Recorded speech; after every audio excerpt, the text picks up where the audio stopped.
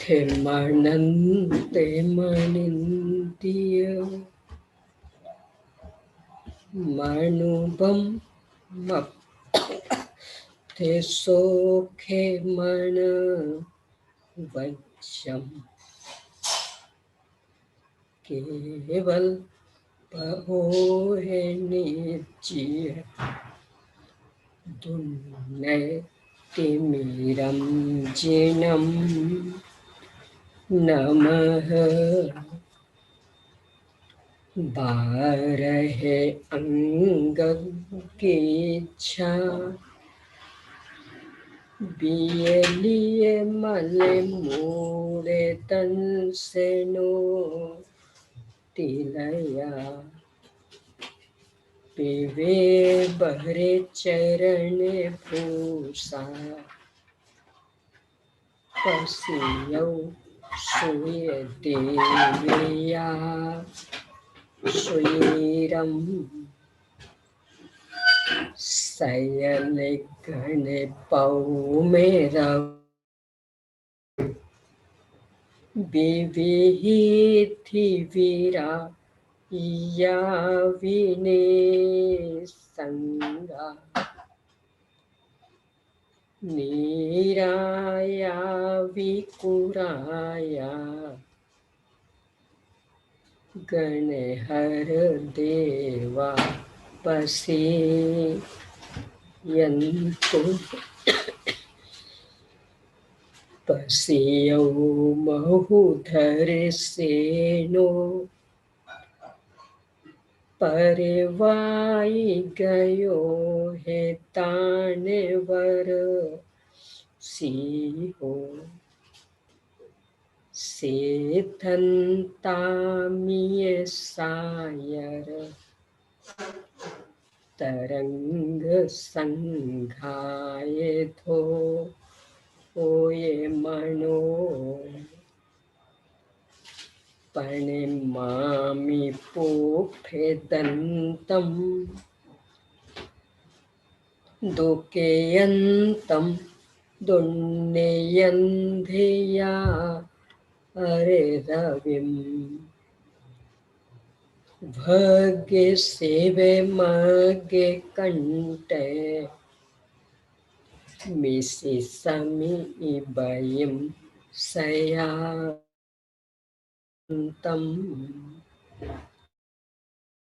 ने महे कै भूये बलिम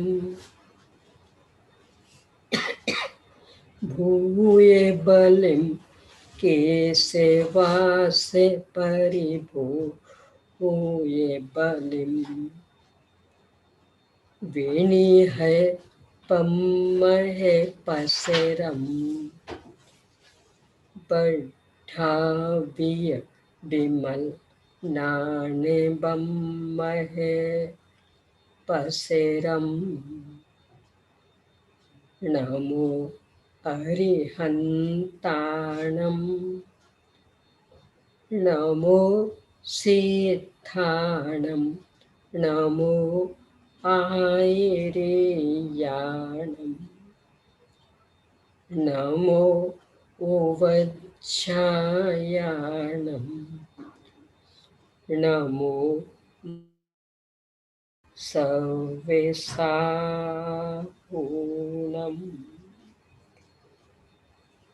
ओम ह्रीं श्री अरहंत सिद्ध आचार्य उपाध्याय साधु पंच परमेष्ठिभ्यो नमो नमः। आचार्य श्री धरसेन स्वामी द्वारा प्रदत्त ज्ञान लिपिबद्ध करने वाले पुष्पदंत भूतवली स्वामी द्वारा रचित षटखंडागम ग्रंथ। इसके प्रारंभ 5 खंडों पर आचार्य श्री वीरसेन स्वामी द्वारा रचित धवला टीका। उनमें से पहला खंड जीवत्थान, यह टीका और अनुवाद सहित 6 पुस्तकों में प्रकाशित है। उनमें से अभी अपनी चर्चा दूसरी पुस्तक पर चल रही है। पहली पुस्तक में मंगलाचरण आदि विविध विषयों पर चर्चा के बाद में 20 प्रोपणाओं की चर्चा करके उस विषय को और अधिक स्पष्ट करने हेतु इस दूसरी पुस्तक में उन 20 प्रोपणाओं को परस्पर में घटित करके बता रहे हैं। इनमें पहले सामान्य आलाप, इसके बाद 14 गुणस्थान, गुणस्थानातीत सिद्ध भगवंतों के आलाप, इसके बाद मार्गना स्थान शुरू करके गति मार्गना के अंतर्गत नरक गति, त्रियंच गति, इन पर चर्चा के बाद में मनुष्य गति संबंधी आलाप पर अभी अपनी चर्चा चल रही है। मनुष्य गति के इस परिप्रेक्ष्य में सामान्य मनुष्य, पर्याप्त मनुष्य, स्त्रीवेदी मनुष्य और लब्धि पर्याप्तक मनुष्य, इनमें से सामान्य मनुष्य और पर्याप्त मनुष्य पर चर्चा के बाद में स्त्रीवेदी मनुष्य पर चर्चा करते हुए उस संबंधी सामान्य चर्चा के बाद में गुणस्थानों के अंतर्गत कल अपनी चर्चा 8 गुणस्थानों तक संपन्न होने के बाद में 9वें गुणस्थान के पहले भाग पर भी संपन्न हो गई थी। आज दूसरे भाग से अपनी चर्चा है। पेज नंबर 526 से यह चर्चा है। पहले भाग में कषाएं भी थी और वेद भी थे। दूसरे भाग में वेद समाप्त हो गया, अब रही कषाएं। तो कषाएं क्रमशः एक एक यहाँ जाएंगी। अभी अपने को दूसरे भाग पर, हाँ भैया, 526 पेज पर दूसरा निवृत्तीकरण गुणस्थान के द्वितीय भाग स्त्री वेदियों के अलावा गुणस्थान एक अनिवृत्तीकरण गुणस्थान। जीव समास में एक संगी पर्याप्तक, पर्याप्तियां 6 होंगी, प्राण 10 होंगी, संज्ञा एक परिग्रह संज्ञा। क्यों?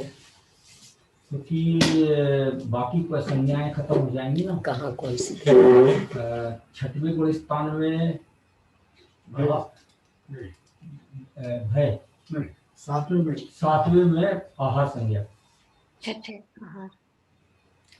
ऐसा कहिए 6वें तक आहार संज्ञा थी, 6वें से आगे बढ़े आहार संज्ञा खत्म।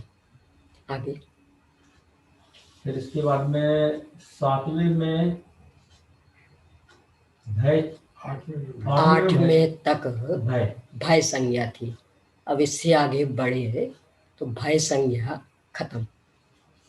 और क्योंकि ये अनिवृत्तीकरण का दूसरा भाग है, हाँ। तो यहाँ पर नहीं, तो इसको ऐसा कहिए 9वें के सवेद भाग तक मैथुन संज्ञा थी। यहाँ सवेद भाग को पहला भाग लिया और उससे आगे बढ़े तो मैथुन संज्ञा भी खत्म। अब रही एकमात्र परिग्रह संज्ञा। हाँ। गति में मनुष्य गति, जाति में पंचेंद्री जाति, काय में तिरस्कार, योग में 9 योग, 4 मन के, 4 वचन के, एक और एक काय योग, और फिर वेद में अब मतलब कोई वेद है नहीं, अपगत वेद, कसाएं चारों हैं, है ना, और आदि के 3 ज्ञान। क्यों? अनुवृत्तिकरण गुलिस्तान की चर्चा है ना, ज्ञान तो मना परे ज्ञान भी तो हो सकता है, मनुष्य को होता ही नहीं ना। ये चर्चा चूंकि मनुष्यों की है और इनके मना परे ज्ञान नहीं होता। आगे संयम में 2 संयम, सामायिक और चेतुस्थापना संयम, और 3 दर्शन, द्रव्य से 6 लेस्या, भव्यत्व है, और सम्यक में औपसमिक और छाय 2 सम्यक। क्यों 2 क्यों? संयम में कुछ पीना है तो स्त्री देवी को संयम हो सकता। संयम भाववेद की चर्चा है। सम्यक में 2 सम्यक, औपसमिक और छाय। क्षाउपशमिक क्यों नहीं?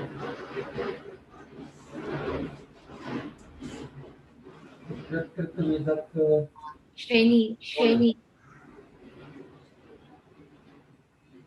श्रेणी का स्थान है, श्रेणी की अवस्था।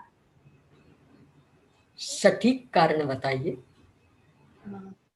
क्योंकि क्षयोपशमिक सम्यक्त्व की अशुद्धि के साथ श्रेणी आरोहण नहीं होता। ये क्षयोपशमिक सम्यक्त्व मलिन है, चल मल अगार दोष संपन्न है। तो जब और सम्यक तो मतलब श्रद्धा संबंधी, तो जब अभी श्रद्धा में ही कमजोरी है, मलिनता है, तो चारित्र पुष्टि कैसे होगा? इसलिए क्षयोपशमिक सम्यक तो बाल है, श्रेणी चढ़ने के पहले आप श्रद्धा पक्की करिए या छाई, तब श्रेणी ही चढ़ सकते। हाँ, द्वितीय ऑप्शन। तो क्षयोपशमिक सम्यक की अंतिम सीमा 7वां, यानी चौथे से 7वें तक क्षयोपशमिक सम्यक। भाव स्त्री देवी को मन पर ही नहीं हो सकती, नहीं, लेकिन संयम हो सकता। हाँ, मोक्ष जा सकते। इसके बाद में संगी है, आहारक है, साकार 527 पेज। साकार उपयोगी और अनाकार उपयोगी। बहुत अच्छा। हाँ भाई, अब तीसरा भाग, चलिए शीतल दीदी शुरू करेंगे। 527। जी दीदी जी, गुणस्थान 9वां है, तीसरा भाग अनुवृत्तिकरण। जीव समास पर्याप्त संज्ञा, प्राण पर्याप्ति 6 प्राणों 10। वॉल्यूम बढ़ाइए। संज्ञा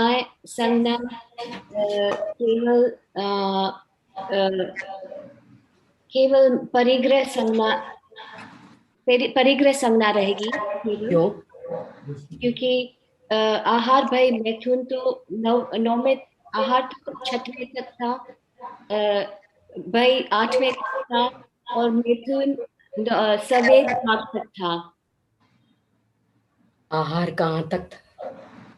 आहार 6वें तक, भाई 8वें तक, मैथुन 9वें के सवेद भाग तक।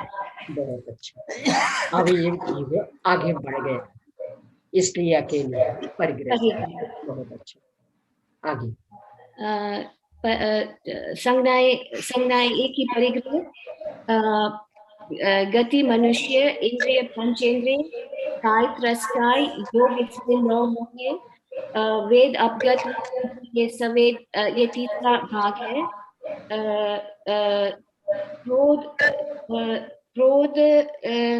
क्रोध का अभाव हो गया है, मान माया लोभ रहेगी यहाँ पे। ये तीसरा भाग। तो तो पहले भाग में तो वेद, जी, दूसरे में वेद चला गया, तीसरे में क्रोध चला गया। चला गया, तो अब अकेले 3 कषाय। जी, कषाय तीनों ज्ञान, तीनों के मतिश्रुत और अवधि ज्ञान होंगे। संयम में 2 संयम होंगे। दर्शन केवल दर्शन बिना चक्षु अचक्षु, और यहाँ पे मन नहीं, हाँ, 3 दर्शन तो चक्षु अचक्षु अवधि। चक्षु अचक्षु अवधि केवल दर्शन नहीं होगा। वेश्या में भी वेश्या 6 होंगी और भाव से शुक्ल की श्रेणी स्थान है। द्रव्य से और भाव से शुक्ल। भाव से शुक्ल वेश्या भव्य संगनिक होंगे। भव्य ही होंगे।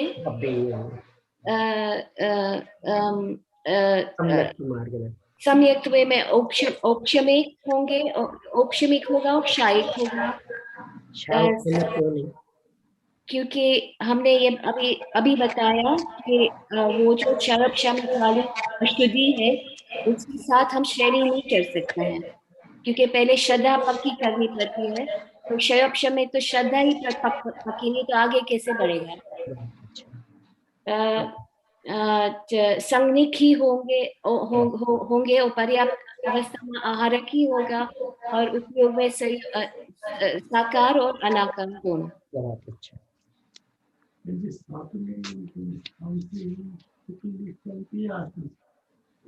अकेली शुक्लेश्या आठवीं, 7वें में भी 3 शुभ में से कोई सी भी हो सकती है। हाँ, और 8 में से श्रेणी चढ़ रही तो एकमात्र शुक्लेश्या। आपको समझ में आए कि उसका फायदा उसी का होगा, और जो संज्ञाएं हैं परिग्रह तो 10 में खत्म हो गई। एक हमेशा ध्यान रखना, जिसने खाई शर्म उसके फूटे कर्म। धार्मिक क्षेत्र में यानी यदि अपने को सीखना है, समझना है, तो अपना वर्चस्व ताक पे रख देना। कोई क्या कहेगा, इतना भी नहीं आता, कि नहीं आता तो नहीं आता, जिसको जो कहना उसे कह ले, तो ही अपन को सीख पाएंगे। और यदि बीच में इज्जत लाए, मुझे तो आवश्यकता नहीं, आपको चाहिए तो मैंने पूछा, तो आपको चाहिए तो आप बंद कर ही दिए, इसीलिए तो आपसे पूछा। हाँ, अपने हिसाब से करिए। नहीं, मुझे दिख नहीं रहा। तो एक हमेशा ये विचार करना कि वास्तव में यदि सीखना है, कुछ समझना है, तो फिर कौन क्या कहेगा, कोई मजाक उड़ाएगा, तो इन सब बातों को एक और रख देना। हाँ जी, अब चौथा भाग चलिए। ज्योति बहन जी, ज्योति बहन जी। अनिवृत्ति गुणस्थान के चतुर्थ भागवर्ती मनुष्यों के आलाप कहने पर एक गुणस्थान 9वां अनुवृत्तिकरण, एक संगी पर्याप्त जीव समास, पर्याप्तियां 6, 10 प्राण, संज्ञा परिग्रह संज्ञा रहेगी यहाँ, और मनुष्य गति, जाति पंचेंद्री, त्रस्काय, योग 9 होंगे, 4 मन के, 4 वचन के, एक औदारिक काय योग, और गत वेद रहेगा। और यहाँ पे मान कसाय का भी अभाव हो जाएगा, तो माया और लोभ 2 कसाय रहेंगी, और ज्ञान 3 रहेंगे, और ज्ञान के बाद संयम 2 रहेंगे, सामायिक और छेदोपस्थापना, और दर्शन 3 रहेंगे, लेश्याएं 6 रहेंगी, द्रव्य से और भाव से शुक्ल लेश्या, और भव्य सिद्धिक सम्यक तो 2 रहेंगे, औपसमिक और छायिक, और संगी, आहारक, साकार उपयोगी और अनाकार उपयोगी। बहुत अच्छा। यहाँ बीच में आचार्य श्री वीरसेन स्वामी ने एक शंका खड़ी की। ये ज्ञान नहीं होता था, स्त्री मना। अब तो यहाँ स्त्री वेद नष्ट हो गया ना, और मना पर्याय ज्ञान की सीमा तो 12वें गुणस्थान तक है। अब हो जाए, जब तक स्त्री वेद तक तब तक नहीं हुआ, अब तो नष्ट हो गया, तो अब हो जाए। देखिए यहाँ से पढ़ते हैं, पेज नंबर 528, चौथी पंक्ति के अंतिम अक्षर से। यहाँ पर स्त्री वेद के नष्ट हो जाने पर भी मना पर्याय ज्ञान के नहीं होने का यह है कि जैसे अग्नि से दग्ध हुए बीज में अंकुर उत्पन्न नहीं हो सकता, उसी प्रकार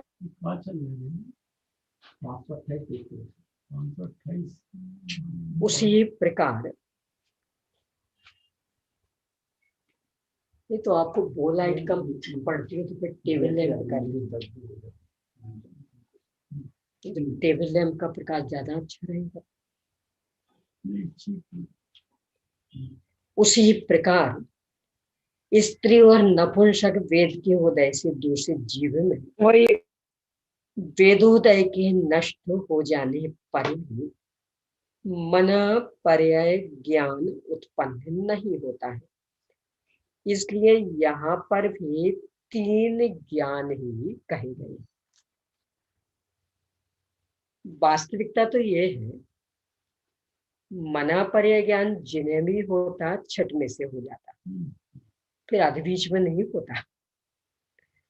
यानी होगा तो छठ में से हो जाएगा और फिर 12वें तक रहेगा, क्योंकि यहाँ स्त्री वेद था। छठ में ही होगा, छठ में से होगा तो फिर कंटिन्यू रहेगा। तो छठ में ही का मतलब तो अकेला छठ में, तो छठ में से यानी छठ में से होगा और 12वें तक रहेगा। हाँ, तो में ही मतलब अकेला छठ में, और छठ में से यानी आगे भी रहे 12वें तक। तो यहाँ ये कह रहे हैं कि जीव तो वही था। उदाहरण बहुत अच्छा दिया, बीज का। बीज को भून लिया, बहुत लंबा समय हो गया भुने हुए, अब उसको पानी में डालें, अंकुरित होगा? क्यों? एक बार भुन गया ना, अब कभी अंकुरित नहीं हो सकता। ऐसे ही पहले स्त्री वेद या नपुंसक वेद था, वो एक प्रकार से भुने बीज जैसा। तो आगे भले ही ये दोनों वेद समाप्त हो गए, पर मना पर्याय ज्ञान पैदा नहीं होगा। एक दूसरे, इससे हीनता का अनुभव करने की आवश्यकता नहीं। क्यों? क्योंकि मूल तो मोक्ष है, और मोक्ष में तो कोई बाधा है नहीं। 12वें गुणस्थान के आगे तो सभी इच्छाएं उपशमिक ज्ञान समाप्त होने, ये भी समाप्त हो जाएगा, फर्क क्या पड़ना, केवल ज्ञान हुआ, सब सारा लोकालोक स्पष्ट। ये हाँ जी, अब 5वां भेद। हाँ जी, प्रियंका बहन जी।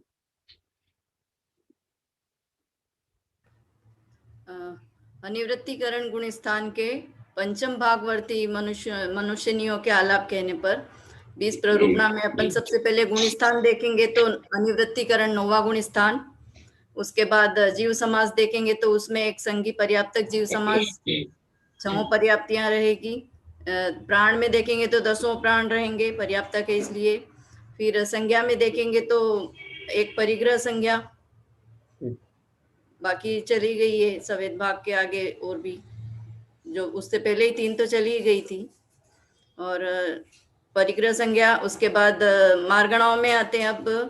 तो पहले गति मार्गणा में मनुष्य गति, फिर जाति पंचेंद्रिय, काय मार्गणा में त्रस काय, योग में 4 मनोयोग, 4 वचन योग और एक औदारिक काय योग, ये 9 योग रहेंगे। और अवगत वेद, क्योंकि वेद चला गया तो अवगत वेद, वेद रहित स्थिति है वेद मार्गणा की। और कषाय में देखेंगे तो लोभ कषाय, मान भी चली गई, अब माया भी चली गई। मान तो पहले ही उसमें गई थी, अभी माया भी गई, तो एक लोभ कषाय शेष है कषाय मार्गणा में। फिर ज्ञान मार्गणा में 3 ज्ञान शुरू के, मति श्रुत और अवधि ज्ञान। मनोपर्य ज्ञान अभी यहाँ पर पॉसिबल नहीं है स्त्री वेद होने से।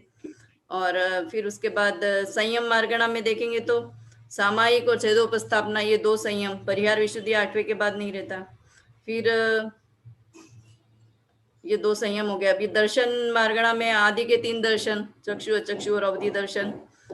लेश्या में देखेंगे तो द्रव्य से 4 लेश्याएं हैं, भाव से शुक्ल लेश्या ही रहेगी, श्रेणी का गुण स्थान है तो। फिर भव्य ही है, क्योंकि अभव्य तो श्रेणी का स्थिति तक पहुंचते ही नहीं है। फिर सम्यक्त्व में देखेंगे तो द्वितीयोपशमिक रहेगा, श्रेणी का गुण स्थान। अगर उपशम श्रेणी है तो द्वितीयोपशमिक, और क्षायिक शपक श्रेणी चढ़े हैं तो क्षायिक सम्यक्त्व है। फिर संघी, आपने जब श्रेणी का नाम लिया तो फिर थोड़ा और विशेष करना पड़ेगा। उपशम श्रेणी में द्वितीयोपशम या क्षय, हाँ दोनों, क्षायिक सम्यक दृष्टि तो दोनों ही चढ़ सकते हैं, तो क्षपक श्रेणी भी उपशम और श्रेणी वालों के द्वितीयोपशम या क्षय, दोनों हो सकते क्षपक श्रेणी वालों के केवल एकमात्र क्षय सम्यक। जी ठीक। और संगी, मन सहित संगी। और आहारक अनाहारक में चूंकि पर्याप्त अवस्था रहेगी तो आहारक केवल, और साकार उपयोगी अनाकार उपयोगी। बहुत अच्छा। 9 में के 5 भेद किए, इसलिए ये तो अपेक्षाएं हैं। अब यहाँ कषाय को भी मुख्य कर लिया तो सवेद का अलग, और फिर 3 कषाय के अभाव में अलग 5 भेद। कषाय कौन कौन से उसमें चली जाती है? क्रोध, मान, माया। क्रोध कौन से उसमें जाएगी? क्रोध तीसरे में, और मान चौथे में, माया 5वें में। तो यहाँ तो बात कर ली थी, कहाँ देखो ये कहीं रह गए, लोभ कषाय।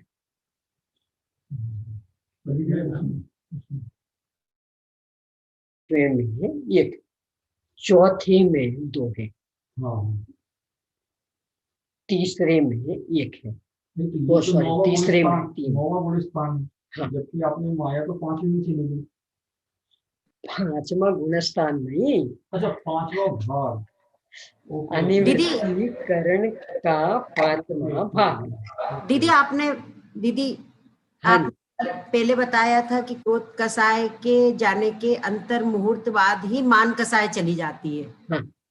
तो ये चौथे भाग में ही गई ना, और फिर उसके अंतर मुहूर्त बाद माया चली गई। हाँ। तो फिर यहाँ चौथे भाग में ही सारी कषाय चली जाएगी। हाँ। 10वें में जाके लोभ कषाय भी खत्म, यानी 5 भाग 9 में के 5वां गुणस्थान नहीं। हाँ। 9 में के 5 भाग। तो पहले में संज्ञा, मैथुन संज्ञा और कषाय सब। दूसरे में मैथुन संज्ञा नहीं रहेगा, कषाय सब।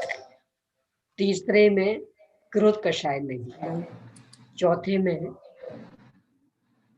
5वें में माया नहीं, अकेले लोभ कषाय बचे। तो बस एक ही अंतर पड़ेगा, तीसरा चौथा पांचवा भेद आएगा उसमें हाँ, अकेले कृष्ण का, बाकी सभी। इस तरह से अपना ये 9वां गुण स्थान संपन्न हुआ। अब 10वां। हाँ भाई आयुषी जी। सूक्ष्म सांप्राय गुणस्थान वर्तनी मनुष्यनियों के आलाप कहने पर सबसे पहले एक पहला 10वां सूक्ष्म सांप्राय गुणस्थान पर्याप्त जीव समास, कहो पर्याप्तियां, 10 प्राण, 4 संज्ञाएं, मनुष्य गति, पंचेंद्रिय जाति, त्रस्काय, संज्ञाएं कितनी? सॉरी 4 संज्ञाएं नहीं होंगी। 10वें गुणस्थान है तो 3 संज्ञाएं, चारों अपगत संज्ञा हो जाएगा क्योंकि 10वें तक होती है परिग्रह संज्ञा। तो कहाँ 10वें, तक कौन सी? हाँ तो एक होगी परिग्रह संज्ञा क्योंकि अभी 10वां गुणस्थान है और उसमें परिग्रह संज्ञा होती है। कहाँ तक कौन सी संज्ञा? 6वें गुणस्थान तक आहार संज्ञा रहती है, उसके आगे आहार संज्ञा खत्म। फिर 7वें में भी आहार, 8वें गुणस्थान तक भय संज्ञा रहती है, उसके बाद वो भय संज्ञा चली जाती है। 9वें के सवेद भाग तक मैथुन संज्ञा, उसके बाद वो चली जाती है और 10वें तक परिग्रह संज्ञा रहती है। तो अभी 10वां गुणस्थान है इसीलिए एक संज्ञा रहेगी परिग्रह संज्ञा। बहुत अच्छा। मनुष्य गति, पंचेंद्रिय जाति, त्रस्काय, योग 9 होंगे, 4 मनोयोग, 4 वचन योग और औदारिक काय योग। अपगत वेदी, कषाय एक होगी मात्र सूक्ष्म लोग और ज्ञान 3 ज्ञान, मति श्रुता अवधि ज्ञान। संयम में सूक्ष्म सांप्राय संयम, दर्शन में 3 दर्शन, लेश्या द्रव्य की अपेक्षा से 6 लेश्या और भाव से शुक्ल लेश्या, भव्य सिद्धिक, सम्यक्त में क्षायिक और औपशमिक सम्यक्त, औपशमिक सम्यक्त और औपशमिक में भी द्वितीयोपशम सम्यक्त, संगी, आहारक और साकार और अनाकार उपयोगी। क्षयोपशमिक सम्यक्त क्यों नहीं? क्योंकि क्षयोपशमिक सम्यक्त अशुद्धि सहित होता है इसीलिए वह श्रेणी चढ़ने के लिए योग्य नहीं है क्योंकि श्रद्धा में ही मलिनता है। बहुत अच्छा। हाँ जी बोलिए। दर्शन के 3 पे चक्षु तो ये हमें जब हम 10वें की बात करेंगे तो शुरू के गुण स्थान से लगाना होगा या 10वें गुण स्थान? नहीं, ये तो जिसकी चल, तो जैसे अभी 10वें की चल रही तो मात्र 10वें में तो अवधि दर्शन उपयोग है कि नहीं, सवाल इसका थोड़ी विद्यमान। हाँ उपयोग में तो अवधि ज्ञान का भी उपयोग नहीं है। अवधि ज्ञान की बात, अवधि दर्शन नहीं तो उपयोग तो ज्ञान का भी नहीं हो रहा और विद्यमान का। ज्ञान के तो 2 भेद कर दिए। नहीं तो यही स्थिति दर्शन की भी बनेगी। तो जब ज्ञान ही उपयोगात्मक नहीं तो दर्शन में उपयोग, उस समय कौन सा दर्शन? उस समय तो ध्यानस्थ है तो श्रुत ज्ञान की मुख्यता चल रही, दर्शन कोई भी नहीं पहले हुआ था।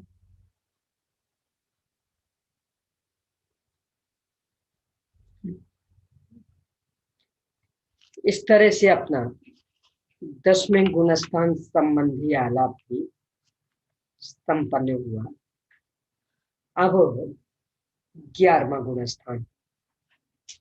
हाँ जी तिलकमणि भाभी जी ग्रंथ मिला नहीं मिला?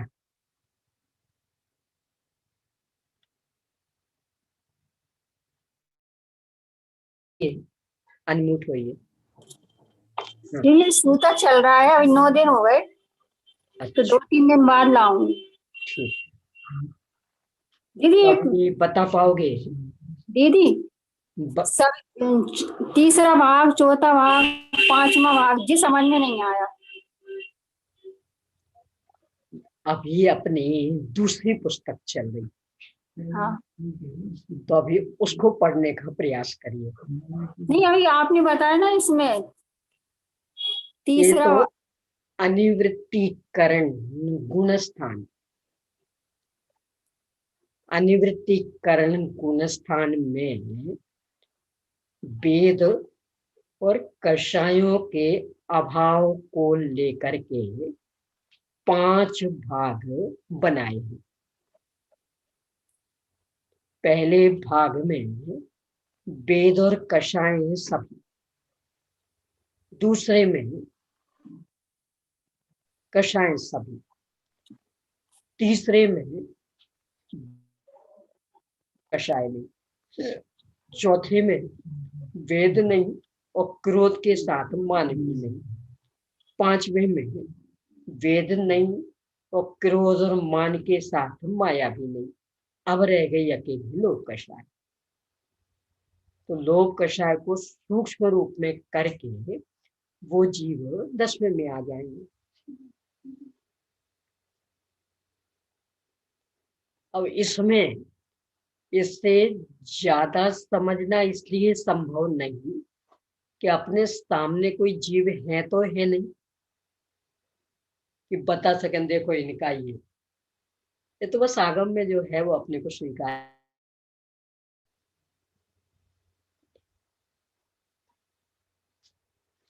चलिए बताइए।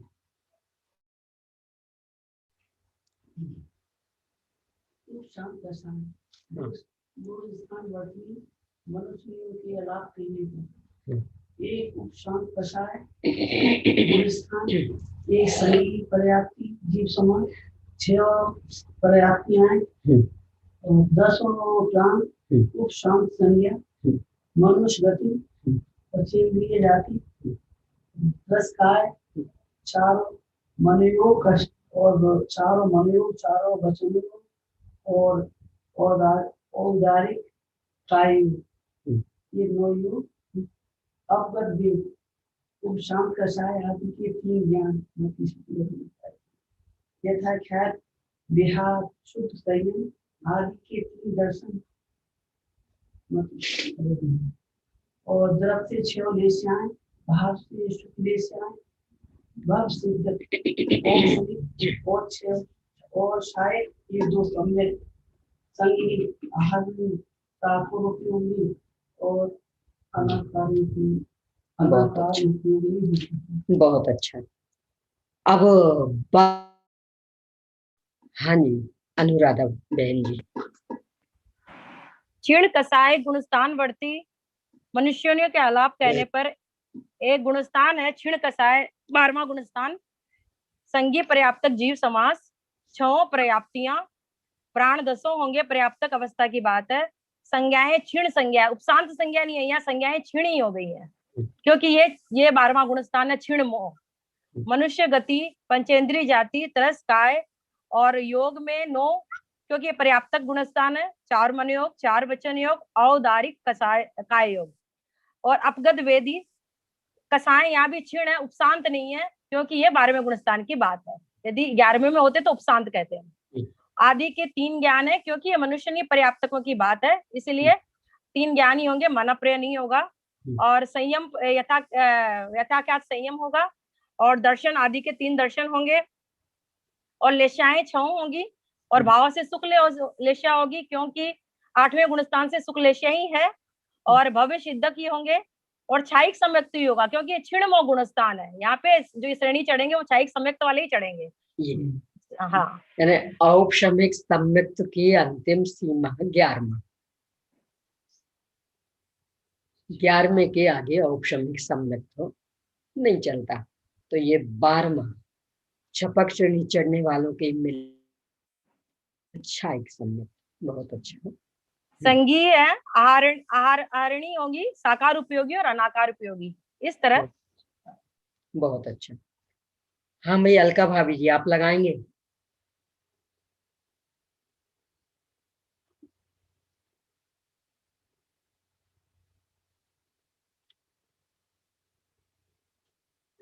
नहीं अभी अनम्यूट नहीं हुए आप। हाँ नहीं दीदी मैं मतलब पहले से नहीं पढ़ी और अभी 3-4 दिन से ही शुरू करी हूँ, 3 दिन से। तो विषय समझ में आ रहा हो तो लगा सकते हैं। हाँ नहीं, थोड़ा सा मतलब ऐसे सुनने की कोशिश, समझने की कोशिश तो कर रही हूँ, लेकिन अभी मतलब मेरे पास पुस्तक भी नहीं है, चलिए कोई बात नहीं, है ना, थोड़ा। पुस्तक तो आप मंगाइए, वहाँ अनेकों की यहाँ है, नहीं मंदिर जी में भी है। पंडित दीदी मैं बाहर हूँ असल में, बम्बई हूँ, हाँ, बम्बई में हूँ। तो मुंबई में तो और चाय जहाँ मिल जाएंगे। अभी सब लॉकडाउन है ना, मतलब फिर आप मैं कोशिश कर रही हूँ कि मतलब आप मेरे को नंबर मिल। आप तो आपके नंबर पास भेज तो दीजिए। मोबाइल भी अनेकों ये होंगे, तो कहाँ से? आप नंबर मोबाइल भेज, अनेकों होंगे तो पीडीएफ से भी काम चल सकता हाँ पीडीएफ मैंने मंगाई है कल, है। हाँ, तो लेकिन आप नंबर मोबाइल मेरे भेज, पास। हाँ जी बोलिए। आप नंबर भेज दीजिए आपका, हम पीडीएफ भेज देंगे आपको। नहीं पीडीएफ मैंने मंगा ली है कल, वो ज्ञानमती माता जी की आई है, मतलब प्रथम भाग द्वितीय पुस्तक वो वाला आया है। नहीं नहीं, ये ये आपको कौन सा पीडीएफ मंगाना है? ये हाँ ये वही मैं अपने पूछ। सोलापुर के प्रकाशित होंगे। आप तो शीतल दीदी को नंबर दे दीजिए। आप इस पे नंबर हाँ डाल दीजिए जी। मैं नंबर आपको कैसे भेजूं दीदी? इसी में लिख दीजिए। इसी में लिख दीजिए चैट पे दीदी। अच्छा चैट पे लिख दूंगी। हाँ, या मैं आपको बोलूं कि आप मेरा नंबर बोल सकती हूँ? हेलो। हाँ, मेरा नंबर है 812074 जी 8001। अलका जैन। जी। Thank you. क्योंकि ज्ञानमती माताजी वाली भी हैं पूरी, परंतु अपन अभी चला रहे हैं इन आधारों से, जी हाँ। तो उसके साथ में विषय मिल। हाँ नहीं, वो कल मैं मंगाई थी, फिर थोड़ा देखी थी तो मेरे को कुछ मतलब मैंने पहले से कुछ नहीं तो पढ़ा भी नहीं विषय है। मेल खा नहीं पाएगा, हाँ भाषा तो भी अलग है जी और विषय में भी थोड़ा सा हाँ। उन्हें टीका को अलग तरह से लिया है, तो हाँ वो, इसकी ही पीडीएफ हो। हाँ वो जैन ग्रंथ संग्रहालय से मंगाई थी पीडीएफ, तो उन्होंने वो भेजी, तो मैं फिर देख रही थी, तो लेकिन मेरे को पहले से भी कुछ पता नहीं है, पहले कभी क्लास अटेंड नहीं की, ठीक है, कोई बात इसलिए नहीं। हाँ अभी करना मतलब करूंगी, कोशिश कर रही हूँ दीदी समझने की थोड़ी, तो बताऊंगी अब फिर। सहयोगी चिन्ह, सहयोगी चिन्ह में चूंकि भेद पढ़ना है केवली समुद्घात का भी, तो एक सामान्य स्थिति और एक समुद्घात वाली स्थिति ते अंतर पढ़ना है, तो इसको तो मैं आपके लिए अभी नहीं दे रही क्योंकि आपको थोड़ा सा कठिन जाएगा। चलिए भैया लगा सकते हैं। कौन सी सामान्य स्थिति या किस पर? इस एक में ही सभी लिए हैं, इसलिए तो कठिन हो गया, अलग अलग लिए होते ना तो कठिन नहीं होता। जी इसमें 11वां गुण स्थान क्यों नहीं लिया? 11वां लिया ना, 11वां पढ़ा लिया था, भाभी जी ने लगाए थे। तो 12वां लिया था। नहीं, 12वां तो अनुराधा बहन जी ने लगाए थे। हाँ हाँ जी भैया, चलिए 531 पेज पर। जो गुणस्थान है ये एक सहयोग केवली गुणस्थान है। पर्याप्त और अपर्याप्त, तो आपको कारण सहित बताना। अपर्याप्त तो समुद्घात की अपेक्षा से यहाँ लिया है, ये दो जीव समास, ठीक है ना। इसके बाद में 6 पर्याप्तियां होंगी और 6 अपर्याप्तियां होंगी, क्योंकि समुद्घात की अपेक्षा से अपर्याप्तक अवस्था भी होगी। फिर इसके बाद में प्राण में 4 प्राण रहेंगे, वचन बल रहेगा, काय बल रहेगा, आयु रहेगी और साक्षु श्वास रहेगा। और समुद्घात की अपेक्षा से अपर्याप्त अवस्था में वचन बल रहेंगे, साक्षु श्वास रहेगा, अभाव हो जाए नहीं रहेंगे, यानी अभाव हो जाने के कारण से आयु रहेगा और काय बल रहेगा, ये 2 प्राण रहेंगे। यानी अपर्याप्त अवस्था में कभी भी श्वास और वचन मन नहीं होते, ये तो हमेशा ध्यान में रख लीजिए। फिर इसके बाद में संज्ञा में क्षीण संज्ञा, गति में मनुष्य गति, जाति में पंचेंद्री जाति, काय में त्रस काय, और योग में 2 ही योग होंगे, मन के 2 होंगे, एक सत्व और एक अनु है। नहीं, 2 ही होंगे ये नहीं आप। सॉरी, 7 योग होंगे। हाँ। तो 7 में एक तो सत्व होगा, अनुभय होगा मनु योग के, और वचन योग और औदारिक काय योग और औदारिक मिश्र काय योग और कार्मण काय योग, ये टोटल 7 काय योग। कैसे अब इनकी अपेक्षा बताइए? इनकी अपेक्षा ये रहेगी कि जो कार्मण काय योग है और औदारिक मिश्र काय योग है, ये तो उसकी जो अपेक्षा से रहेगा विग्रह गति की अपेक्षा से, समुद्घात की अपेक्षा से। और इसके बाद में जो पर्याप्त अवस्था है, तो पर्याप्त अवस्था में ये बाकी की होगी 2 मनोयोग, 2 वचन योग और औदारिक काय योग 5। इसके बाद में अवगत वेद रहेगा। कसाय में अकसाय है, कसाय खत्म हो गई। ज्ञान में केवल एक केवल ज्ञान, और संयम में एक यथाख्यात संयम रहेगा, और दर्शन में केवल दर्शन, और लेस्या, तो लेस्या में 6 लेस्या होंगी द्रव्य से, और भाव से एक शुक्ल लेस्या। यहाँ भी 6। हाँ, तो वो तो कल उसके है ना, बाहर की अवस्था है ना, इसलिए क्या यानी शरीर का रंग आदि, इसलिए है 6। हाँ। और भव्य ही होंगे। सम्यक तो एक छायक सम्यक, तो संगी होंगे और असंगी भी होंगे। नहीं, थोड़ा ध्यान देखिए। सॉरी, इन दोनों के विकल्प से मुक्त होंगे। क्यों? क्योंकि अब कोई काम ही नहीं ना उनका दोनों का। संगी तो इसीलिए नहीं होंगे। क्यों नहीं? संगी तो इसलिए नहीं होंगे क्योंकि 5 इंद्रियों और मन से काम नहीं ले रहे हैं। अब क्षयोक्षमिक ज्ञान नहीं है, केवल ज्ञान हो गया। और असंगी इसलिए नहीं होंगे, पहला कारण आपका ठीक नहीं था, दूसरा ठीक। यानी 5 इंद्रिय और मन, ये क्षयोक्षमिक ज्ञान, यहाँ तो क्षय ज्ञान हो गया। तो क्षय ज्ञान वालों के तो क्षयोक्षमिक ज्ञान होता नहीं, तो इसलिए संगी नहीं। अब असंगी, असंगियों के काम तो पागलों जैसे होते, इनके काम तो अत्यंत सुव्यवस्थित हो रहे, तो असंगी भी नहीं कह सकते। तो ना संगी ही ना असंगी, दोनों से रहित है। जो अपर्याप्त दशा है, उसमें ज्ञान कौन सा है? केवल ज्ञान है यहाँ तो। अपर्याप्त दशा। हाँ, केवल दर्शन है, अपर्याप्त दशा। हाँ, यानी केवल ज्ञान केवल दर्शन में लब्धि उपयोग का भेद तो होता नहीं, वो तो हमेशा ही पूरा प्रकाशक। कार्मण कायोग वाली स्थिति में भी यही।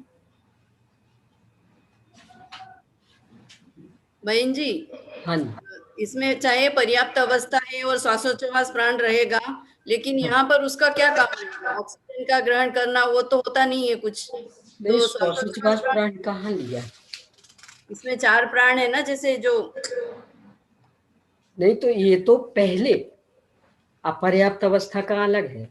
नहीं, पर्याप्त में भी उसका क्या रोल रहेगा? क्योंकि ये तो अतीन्द्रिय दशा आ जाती है यहाँ पर। तो श्वासोच्छ्वास अलग चीज है, अतीन्द्रिय ज्ञान अलग चीज है।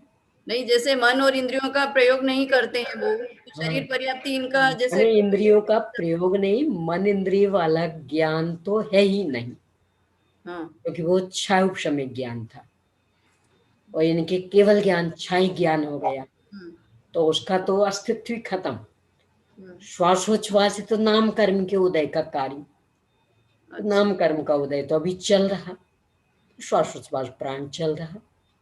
अच्छा, पर उनकी जो क्रिया होगी वो अपने जैसे श्वसन की होती है वैसी नहीं होगी ना? वो तो अपने जैसी तो उनके कुछ भी नहीं है। तो उपचार से चलना फिरना भी अपने जैसा थोड़ी है, बोलना भी अपने जैसा थोड़ी है, पर फिर भी क्रियाएं हैं। श्वासोच्छ्वास की कैसी क्रिया होगी? ये तो अपन अपने गोचर से नहीं मिला है, उनकी कैसी क्रिया होती है तो बस वे ही जाने, उनकी उनके जैसी। वे अपन कैसे कह सकते, यानी हमारी जैसी थोड़ी होगी। तो उनके श्वासोच्छ्वास का परिणाम उनके जैसा। और बहन जी, इसमें ये जो यथाख्यात विहार शुद्धि संयम, तो विहार का क्या मतलब है यहाँ पर? उसमें है विचरण कर रहे, आनंद लूट रहे, आचरण करना, लीनता जैसा। यानी उसमें निरंतर आनंद ले रहे, आनंदित हैं। आहारक अनाहारक और साकार अनाकार दोनों उपयोग से युग पर इस प्रकार से। बहुत अच्छा। हाँ जी अयोगी जी। अयोगी जिन गुण स्थान वर्तनी मनुष्यों के आलाप कहने पर एक अयोगी केवली गुण स्थान, एक पर्याप्त जीव समाज, छहों पर्याप्तियां, एक आयु प्राण, चीड़ संज्ञा, मनुष्य गति, पंचेंद्रिय जाति, तिरस्कार, अयोग स्थान, अपगत वेद स्थान, अकसाय स्थान, केवल ज्ञान, यथाख्यात, विहार, केवल दर्शन, द्रव्य से छहों लेश्याएं, भाव से आलेश्या स्थान। क्यों ये जो भाव से आलेश्या स्थान क्यों? योग समा योग नहीं। यानी 13वें तक योग था तो लेश्या थी, अब 14वें में योग नहीं है तो लेश्या नहीं। तो द्रव्य से तो छह लेश्या था, उनका कौन सा द्रव्य तो शरीर है ना, तो शरीर अब कहाँ है? रवि वो तो उसका कितना सा समय, कितना काल, उससे क्या फर्क पड़ना, पर है ना। शक्ति से देख 14वें तक है, यानी अभी अशरीरी थोड़ी हुए, पर योग रहित तो हो गए, इसलिए हाँ। भव्य सिद्ध, छायक, सम्यक्त्व, संगिनी और असंगिनी, इन दोनों विकल्पों से मुक्त, अनाहारणी, साकार और अनाकार, इन दोनों उपयोगों से युग पद उपयुक्त होती हैं। बहुत अच्छा। तो आपको ये सब याद, मतलब ध्यान में रखने पड़ेंगे। 14 गुण स्थानों के नाम याद है। के अंदर इसने बोला है ना इतना। अभी आपने भेजा नहीं भाई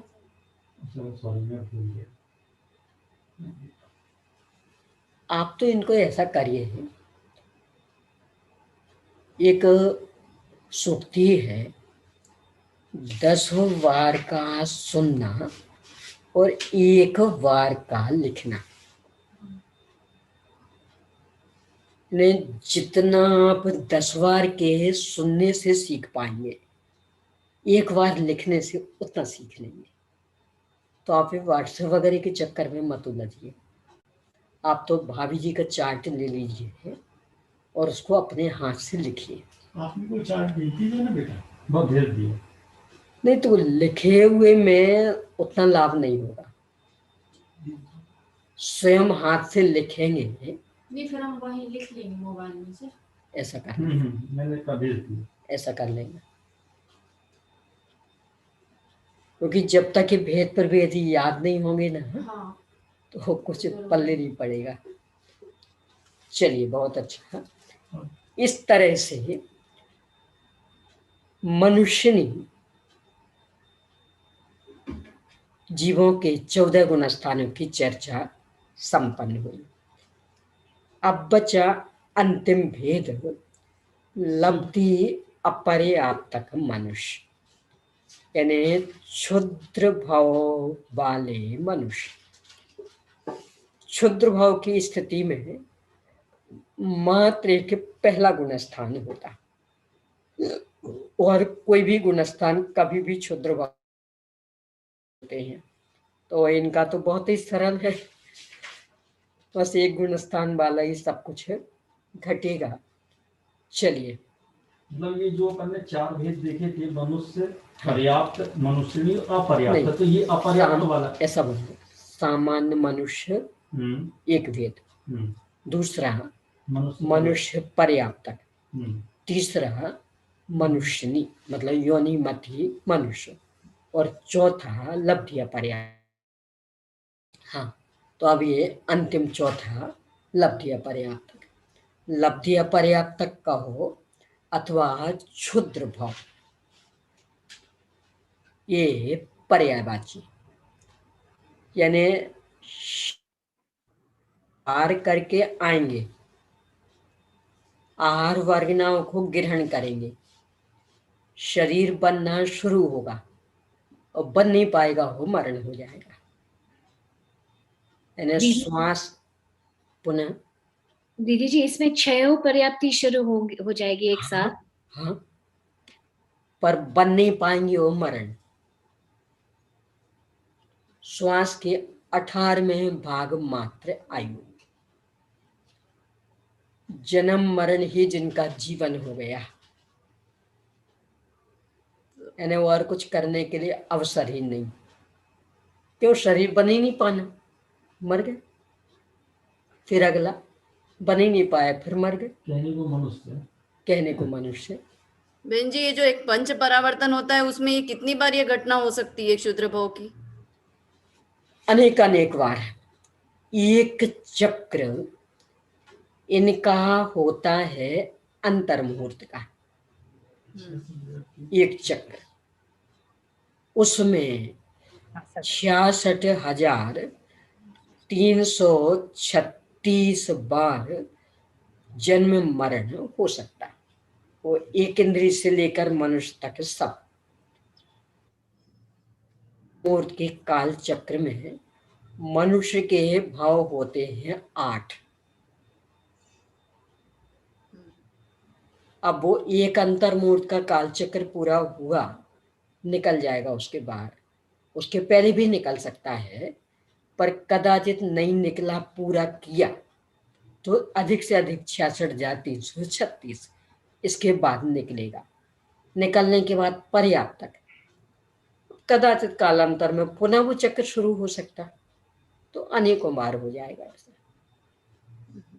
तो एक काल चक्र अधिक से अधिक चलेगा तो अंतर्मुहूर्त, इससे अधिक नहीं चलता। इसके लिए किसी विशेष जाति के परिणाम होते हैं तभी ऐसा होता है, या वो पकड़ औदैहिक भाव कुछ विशेष तरह का? स्थूल में तो पहले भी अपन ने चर्चा की कि सबसे पहले तो यही परिणाम कि धार्मिक कार्यों में भी काम शुरू करना तो अच्छा लगता है, जल करने चलेंगे, ठीक है चल।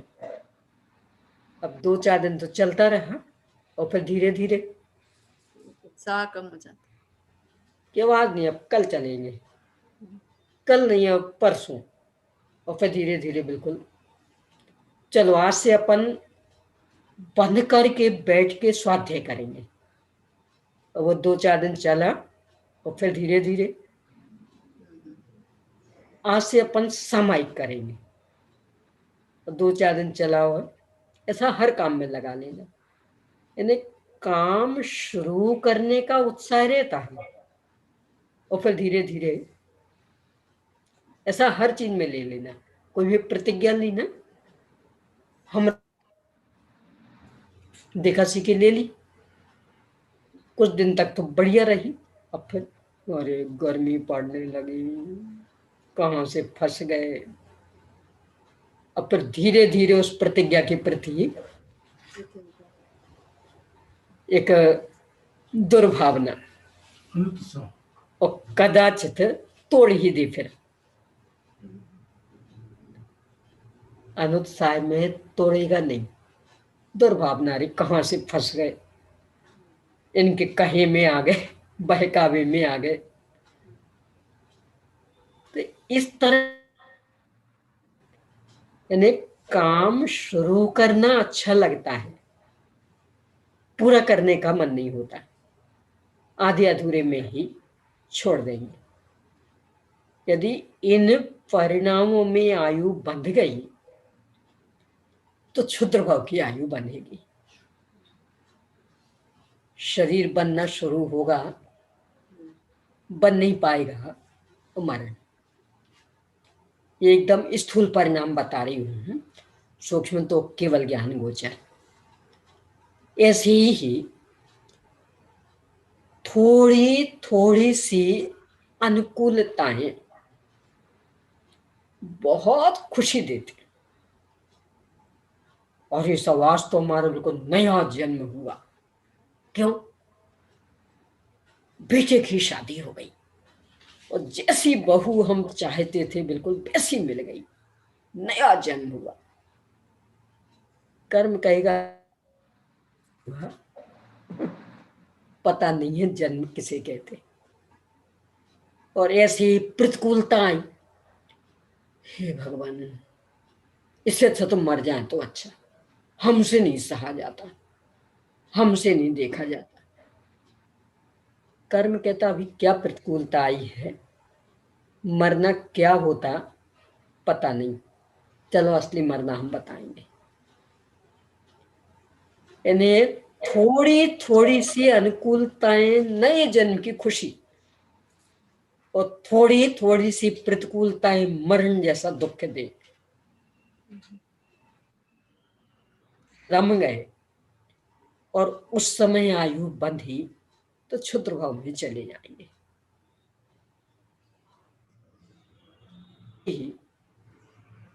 अरे साहब आप कहते ये कर लो, मरने तक की तो मैं फुर्सत नहीं है ना, फिर तो मरोगे ही नहीं है। क्यों नहीं, मरने की फुर्सत होगी तो मरोगे, आपको तो मरने की फुर्सत ही नहीं। कर्म कहता अभी बातें बना रहे हो ना, ऐसी गति मिल जाएगी कि जहां मरने से फुर्सत नहीं मिलेगी। यानी अभी तो मरने की फुर्सत नहीं थी और अब मरना ही जीवन। श्वास के 18वें भाग में जन्म मरण, यानी ये जो अपने को ठगते हैं अपन, और ये सब आप कहते स्वाध्याय करो, मरने तक की तो फुर्सत नहीं, बाकी काम के लिए, बाकी सबके लिए समय निकल आता, इसके लिए नहीं।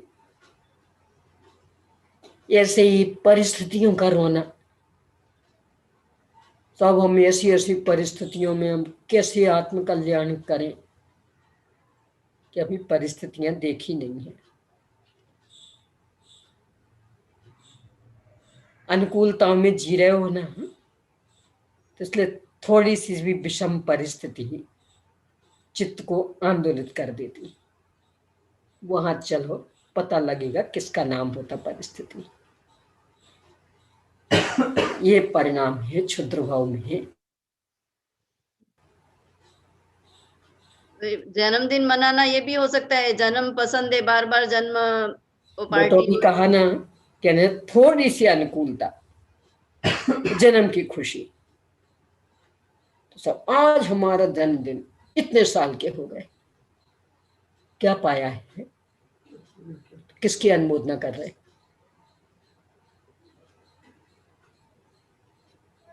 सब आज बेटा 12 साल का हो गया, तो 12 साल में उसने किया क्या है, तो उसकी अनुमोदना करनी। यानी मिथ्या तो लेकर के तो आया ही था, 12 साल में भी क्या किया। मरण के 12 साल नजदीक पहुंच गए। मुझे तो इसके लिए वो इंग्लिश का शब्द है ना, वो ज्यादा अच्छा लगता है। यानी अपने में तो ये कितने साल के हो गए आप, तो सीधी उम्र बताते, इंग्लिश में ओल्ड, पुराने। यानी बच्चे से 12 साल का बच्चा तो वो कहेगा 12 ईयर ओल्ड, यानी मैं 12 साल पुराना हो गया हूँ। ये भाषा ज्यादा अच्छी लगती है ना, ये नहीं है। यानी मरण के इतने नजदीक हम पहुंच गए, जितना जीवन लेके आए हैं उसमें से इतना कम हो गया, इतने पुराने हो गए, बूढ़े हो गए। सीधा तो ओल्ड यानी बूढ़ा, ने बूढ़े हो गए, यानी बुढ़ापे की ओर बढ़ रहे हैं, 12 साल बूढ़े हो गए हैं। ये भाषा कुछ संकेत देती ओर जा रही। किसकी खुशी, मरने के निकट पहुंच रहा उसकी खुशी, कि जो भी क्षण बचे उसमें आत्म कल्याण कर ले, इस दिशा में है सक्रिय। चलिए तक, हाँ जी, कौन घटित करेंगे? मैं करूं? मैं करिए।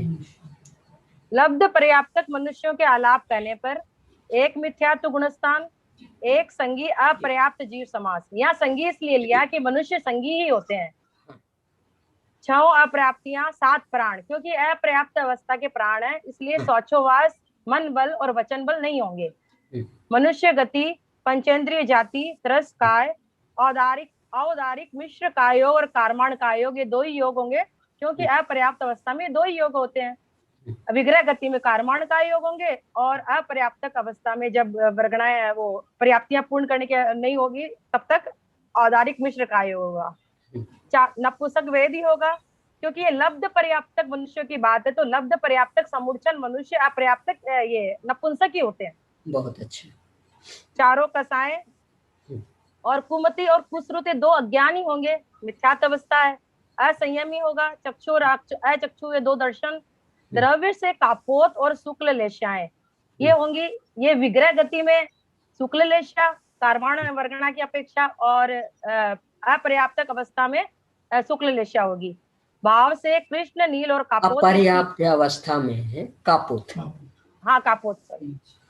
भाव से शुक्ल, भाव से कृष्ण, नील और कापोत, ये 3 लेशियाएं होगी। भव्य और अभव्य दोनों हैं, क्योंकि ये अपर्याप्त गुणस्थान है, तो दोनों ही हो सकते हैं। और मिथ्यात्व गुणस्थान है पहला नंबर, और मिथ्यात्व ही होगा सम्यक्त। और संगी होंगे, क्योंकि मनुष्यों की बात है। आहारक और अनारक दोनों ही होंगे। आहारक इसलिए होंगे क्योंकि अनारक होंगे विग्रह गति की अपेक्षा से, और आहारक होंगे अपर्याप्त में। जब पर्याप्तियां, शरीर पर्याप्तियां ग्रहण तो करेंगे, पूरी नहीं होगी वो, इस अपेक्षा से आहारक कहा।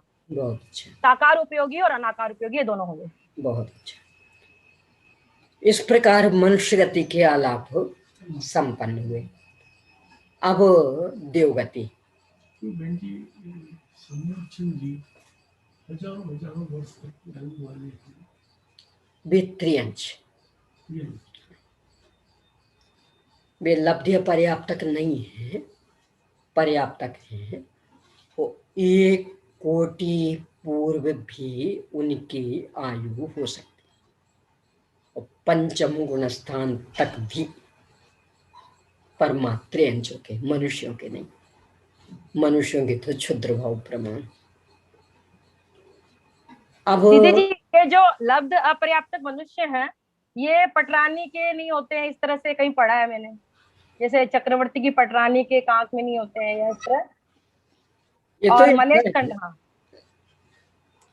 मात्र कम और अधिक का अंतर पड़ता। पसीना आदि ज्यादा आता हो शरीर में तो ज्यादा होंगे, कम आता हो तो कम होंगे, बिल्कुल नहीं होंगे ऐसा तो होता ही नहीं। क्यों? क्योंकि मनुष्य का शरीर 7 धातुमय, जैसे पुरुषों का भी कहा जाता है, तो उसका भी बस है कि कम होंगे तुलना में। क्यों? कि पुरुषों का शरीर चूंकि ज्यादा उनको कपड़ों से ढकने की आवश्यकता नहीं रहती, तो खुला रहता, ज्यादा हवा लगती रहती, तो पसीना अधिक कम आता, इसलिए समूर्छन ये कम पैदा होंगे। महिलाओं का शरीर हमेशा ढका रहता, तो पसीना आदि ज्यादा आएगा, तो जीव राशि ज्यादा होगी। मतलब चक्रवर्ती के पटरानी के भी होते हैं? हाँ, मात्रा कम रहेगी। और मलेच्छ खंडों की स्त्रियों में भी होते हैं? हाँ, विदेश क्षेत्र में भी, सब में। तो जिनको पसीना आता ही तो नहीं, बहन जी तीर्थंकर के शरीर में तो नहीं होंगे ना? तीर्थंकर के शरीर में 12वें गुणस्थान में जब परमोदारिक होगा, सारे दोष रहे, तब बिल्कुल नहीं रहेंगे, यानी सारे बादर निकल गए। उसके पहले बादर निगोदिया थे, तो यानी जहां भी 7 धातुएं, वहां जीवोत्पत्ति। उनके भी 7 धातुएं हैं, परंतु जो शलाका पुरुष इनके होता, इसलिए उन स्थानों में जीवोत्पत्ति नहीं।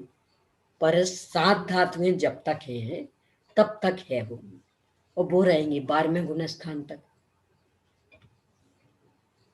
यानी अपन लोगों के शरीर से तो सब निहार भी, यानी मलमूत्र, बात पित्त कफ भी, नाक भी, पसीना भी, कीचड़ भी, इनमें भी रहते, उनके ये सब नहीं निकलती गंदगी, तो उनके वो नहीं रहेगा।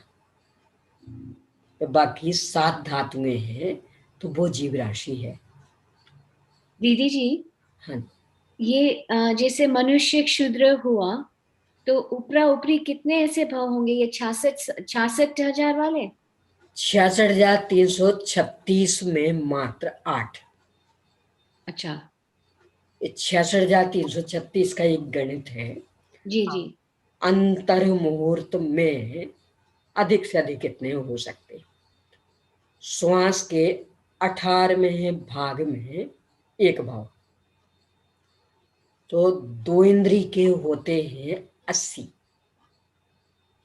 2 इंद्री के 80, 3 इंद्री के 60, 4 इंद्री के 40, असैनी पंचेंद्री के 8,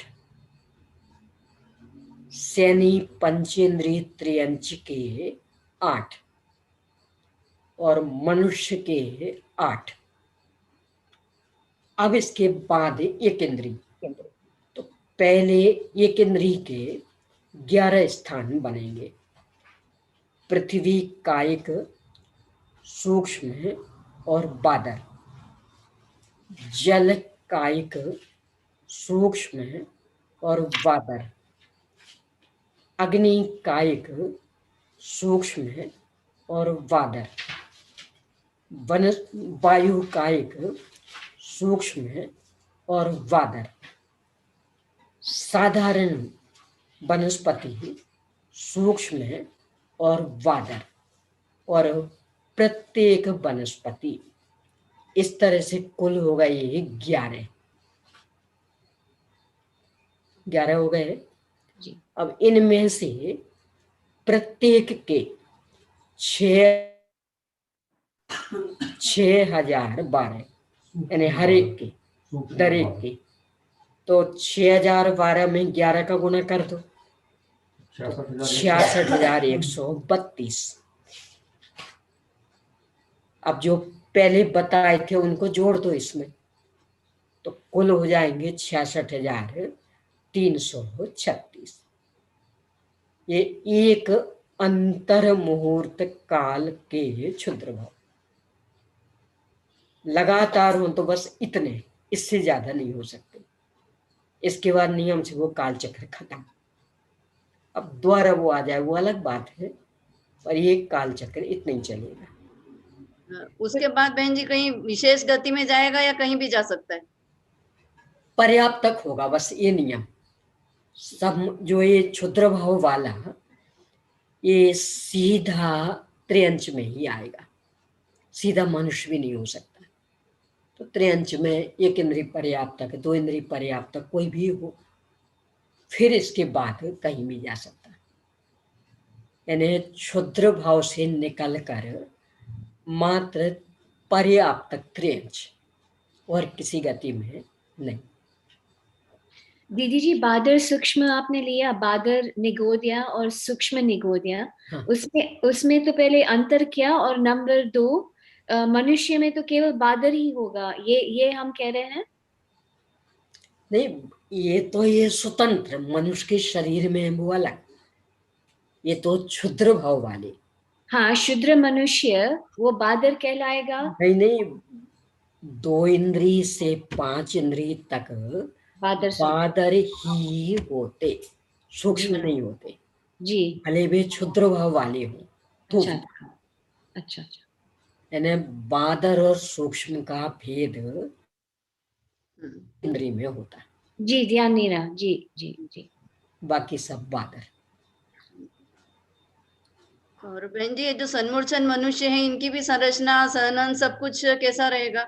जैसे सामान्य मनुष्य जैसा सहनन यदि वैसा भी? उनका आकार बड़ा हो जाए तो मनुष्य खड़ा हो जाए, पर होगा नहीं।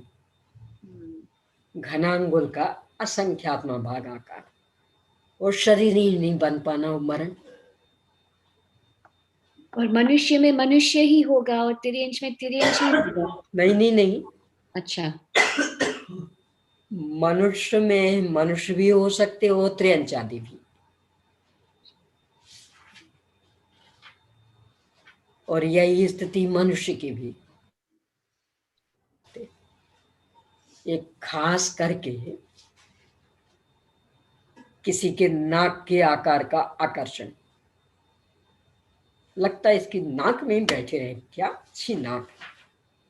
अब ऐसे तो बैठ नहीं सकते, लब्धिया पर्याप्त तक बन जाना, नाक के अंदर ले लेना जन्म। इसकी आंखें कितनी अच्छी, आंख में ही बैठ जाए तो लब्धिया पर्याप्त तक बन जाना, क्योंकि ऐसे तो नहीं बैठ सकते, आकार इतना बड़ा, लब्धिया पर्याप्त तक बन के ले लोगे जन्म। ये सुनते हैं तो डर लगता है बहन जी बहुत मतलब संसार का भय, वो सब गतियों का। यदि डर लगता है, देखो डर लगना किसे कहते हैं, बहुत अच्छा बिंदु उठाया आपने। एक विद्यार्थी को अध्यापक से डर लगता है, क्यों? यदि गृह कार्य करके नहीं गए, डांट पड़ेगी, तो कहता हमें अध्यापक से डर लगता, हमें अध्यापक से डर लगता। वास्तव में यदि उसे डर लगता होता तो क्या करता? होमवर्क कर लेता, होमवर्क कर लेता।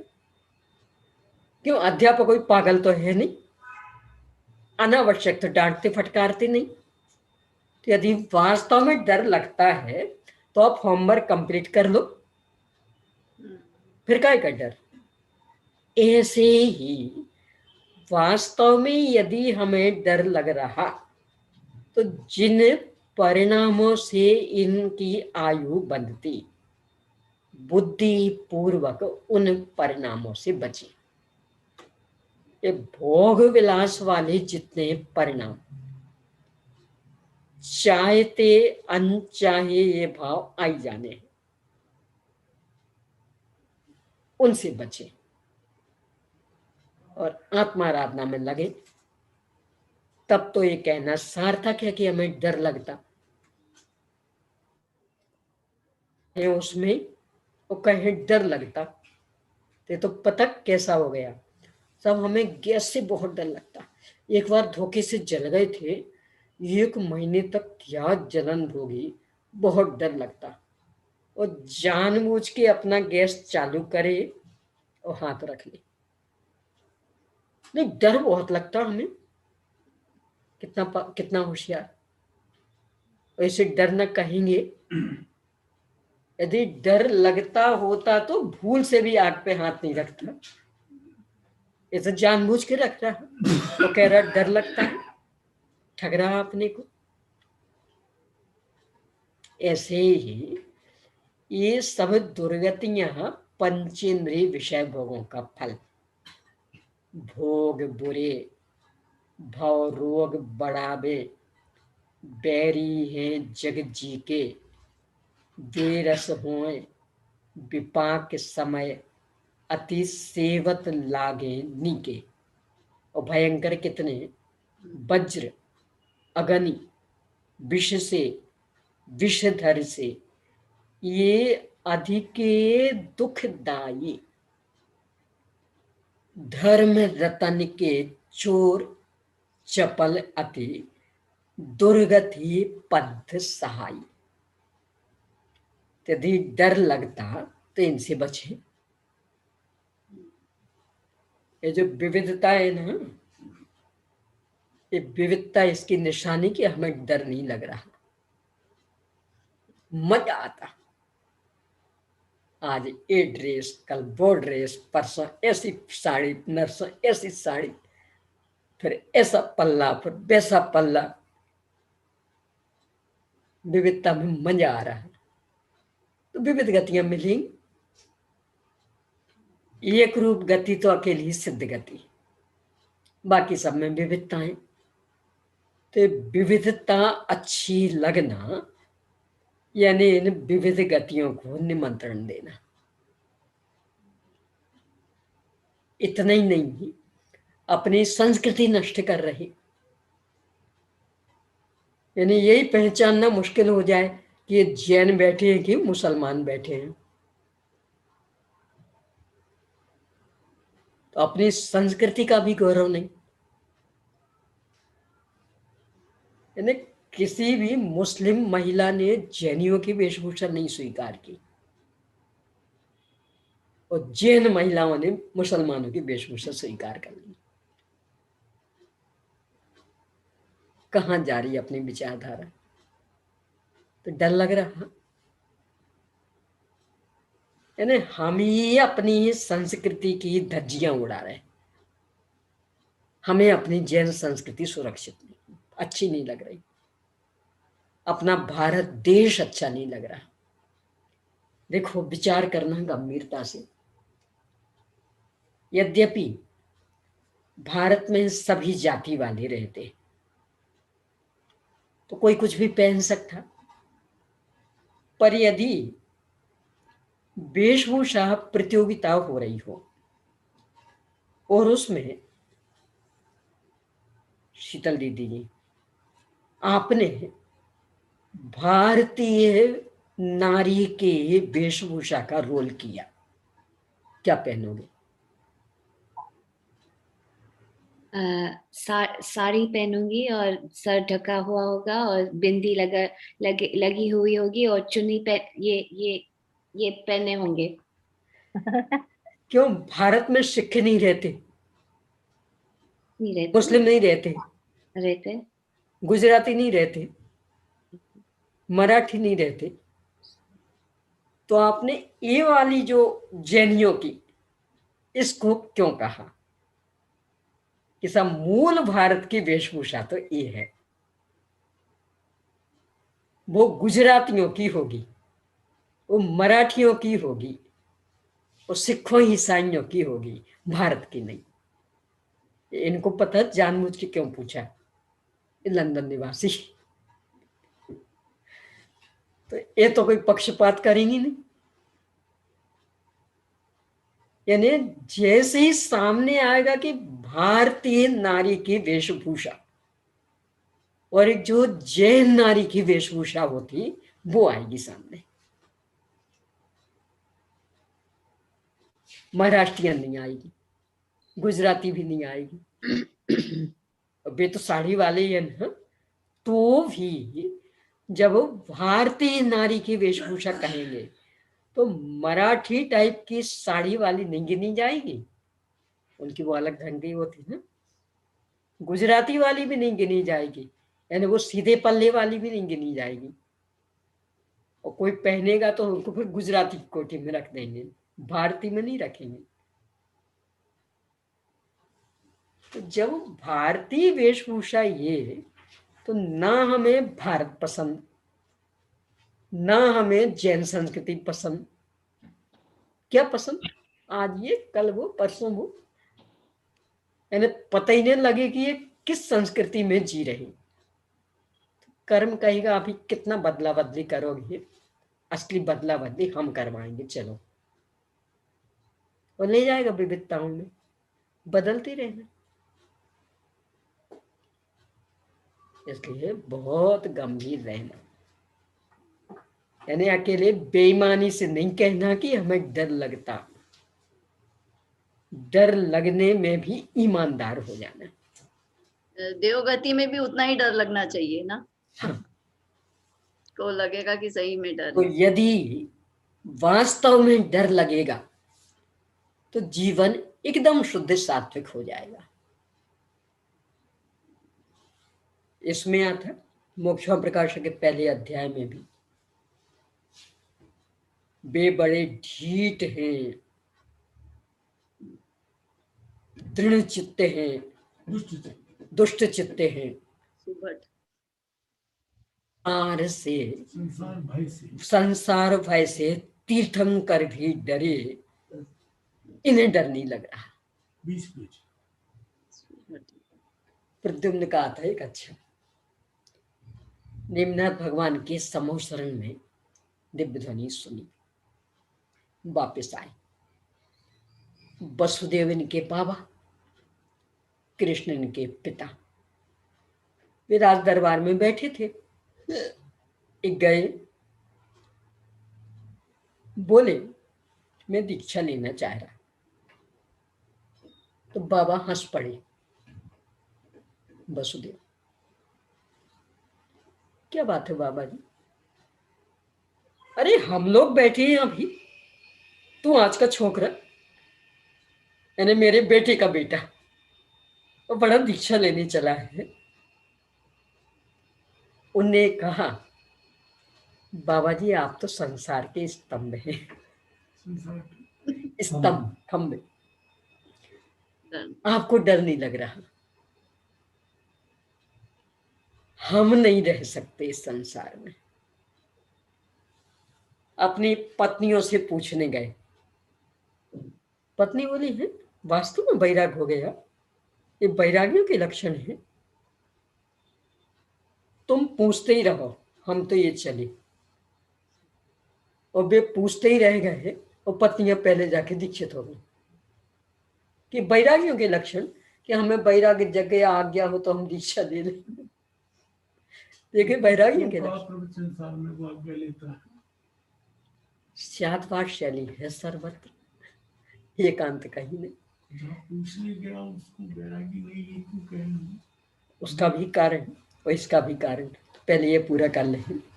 तो पत्नियां बोली ये बैरागियों के लक्षण, और कोई ऐसी भीख मांगने से कोई आज्ञा मिलेगी, ये दे दो ना हमें आज्ञा, हम दीक्षा ले लें, तो कोई देगा खुशी खुशी? हम तो ये चले, तुम आज्ञा मांगते रहो। वो भी निकल गई, ये भी बात नहीं गई। अब भाई साहब का प्रश्न, प्रवचन सार में तो आज्ञा मांगने की बात कर रहे हैं, और यहाँ कह रहे आज्ञा नहीं। शादवाद शैली। दो चीजें हैं, एक तो ये कि बिना आज्ञा मांगे, मतलब बिना बताए चले गए। हम तो जाके दीक्षा ले ली, अब यहाँ घर में तो किसी को पता ही नहीं था, कहाँ और रिपोर्ट लगा दी उन्होंने। अब पुलिस खोज रही, अब मिल गए कहीं, क्या होगी हालत? अकेले हमें नहीं पकड़ेगी, हमारे गुरुजी को भी पकड़ेगी, लेने के देने पड़ जाएंगे। इससे अच्छा यहाँ बता के जाओ, पूछ के जाओ, तो सबको पता रहेगा, तो पुलिस में रिपोर्ट नहीं जाएगी, भले रोना धोना होगा, रो लेंगे। एक दूसरे कि कदाचित सामने वालों में से भी किन्हीं के भाव पक सकते, प्रेरणा मिलती, कोई निकट भव्य हो, अरे ये ले सकते तो हम क्यों नहीं, तो उसके भी भाव जग जाए तो वो भी ले जाए। तो इसलिए आज्ञा लेने के लिए कहा गया कि आज्ञा लेने से एक तो आगे के खतरे टल जाएंगे, और दूसरे हो सकता सामने वाला भी कोई वैसा भाव वाला हो। वो देखो होता है, ये मनुष्य का मन इन सब बातों के संदर्भ में बहुत अनुकरण प्रिय, ये अपन देखते भी हैं। ये पहले कहें सब अमुक अमुक चीज के लिए आवश्यक था, बोलिए क्या बोले आपकी ओर से, सब चुप बैठे रहेंगे। जो इस कला के विशेषज्ञ होते पता क्या करते, वो 5-6 जन के पहले से नाम ले लेंगे और फिर यहाँ घोषणा करेंगे सब अमुक अमुक कार्य होना है, और इसमें इनकी ओर से इतने, इनकी ओर से इतने, इनकी ओर से इतने, और जो भी उनने लिस्ट बनाई वो तत्काल सुना दी। यानी अभी बाकी को पता ही नहीं था, तो उस कार्यक्रम की सूचना और सूचना के साथ ही इतने तो हमारे पास आ गए। ये लिस्ट सुनते साथ ही अच्छा हमारी ओर से भी लिखो, हमारी ओर से भी लिखो, और 5 मिनट में देखते देखते इतनी सी लिस्ट इतनी लंबी हो जाती। और यदि वो 5-6 नाम नहीं हुए होते ना पहले, तो आप कहते ही रहते, हाँ बोलो साहब आपके कितने बोले, सब चुप बैठे रहते। यानी देखा सीखी से ऐसे बढ़ते हैं काम। ऐसे ही यहाँ कि हमने बताया, हो सकता आपको भी भाव जग जाए, तो इसके लिए आज्ञा लेने का विधान। और वहां ये भी लिखा, कदाचित आज्ञा नहीं दे तो रुकना नहीं है, कि हम आज्ञा लेने नहीं आए थे, हम तो सूचना देने आए थे। नम्रता पूर्वक सूचना दे रहे थे, तो सूचना दे दी। आप हाँ कहोगे तो भी जाएंगे और ना कहोगे तो भी जाएंगे। तो अब तो आपको अपनी इज्जत रखनी हो तो हाँ कह दो, और नहीं रखनी हो तो रोते रहो, हम तो जाएंगे। ये रुकने वाले नहीं है, हम तो सूचना दे। सूचना की भाषा कैसी? हे शरीर को जन्म देने वाले, शरीर के जनक और जननी, मुझे आत्मा का तुम्हारे आत्मा से कोई संबंध नहीं। मैं अपने अनादि अनंत अनुभूति स्वरूप जनक जननी के पास जा रहा हूं। यानी पहले ही बता रहे, हमारा तुमसे कोई लेना देना नहीं। तो अब आज्ञा की बात ही कहाँ रही, हम तो सूचना दे रहे हैं। स्वीकार हो तो ठीक, नहीं स्वीकार तो बैठे रहो, हम तो ये चले। ये पीछे चला, उसमें प्रश्न था जो क्षुद्र भव अधिकतम एक साइकिल में 66,336 में से, ये जगन जो अंतर्मुहूर्त, जगन अंतर्मुहूर्त में या मध्यम में? ये मध्यम में, क्योंकि एक मुहूर्त में, उस समय अपन ने निकाला भी था, आपने शायद नोट भी किया था, एक मुहूर्त में 3,773 श्वासोच्छ्वास होते हैं। एक मुहूर्त में 3,773 श्वासोच्छ्वास, और एक श्वासोच्छ्वास के 18वें भाग में एक जन्म मरण। तो पूरा ये 3773 नहीं बनता, लगभग ये बैठेगा आपका 42-43 मिनट, यानी मध्यम अंतर मुहूर्त। आप गणित करके निकाल सकते हैं, तो पूरे 48 मिनट नहीं होते लगभग, क्योंकि पौन सेकंड से कुछ कम समय में एक श्वास होती, और उसमें 18 बार जन्म मरण। पौन सेकंड से कुछ कम, इस दृष्टि से देखेंगे तो 42-43 मिनट के आसपास बनता मध्यम अंतर। मध्यम तो जो जगन है से एक समय ज्यादा मध्यम, वहां से शुरू हुआ, और 48 मिनट में 2 समय कम, ये उत्कृष्ट, उससे पहले सब मध्यम। मध्यम में तो क्या मध्यम का निचला पार्ट है, नहीं, नहीं। तो इसका आचार्यों ने उल्लेख नहीं किया है कि इस समय हो सकता है। नहीं, तो यही उन्होंने कहा ना कि श्वास का 18वां भाग, और श्वास का उन्होंने बता दिया कि 48 मिनट में 3,773 श्वासोच्छ्वास होते। तो अब आप गणित भाग करके निकाल, यानी एक श्वास में 18 बार जन्म मरण, और 48 मिनट में 3,773 श्वासोच्छ्वास, डिवाइड कर दो 18 से, तो 66,336 कितने श्वास में होंगे, तो वो कितने मिनट बैठेंगे, लगभग 42-43 के आसपास बैठेंगे। दीदी जी 1 मिनट में तो 78 श्वास होते हैं ना, ऐसे नॉर्मल मनुष्य के?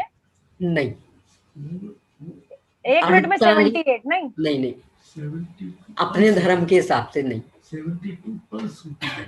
ये वैज्ञानिकों का होगा, अपना नहीं।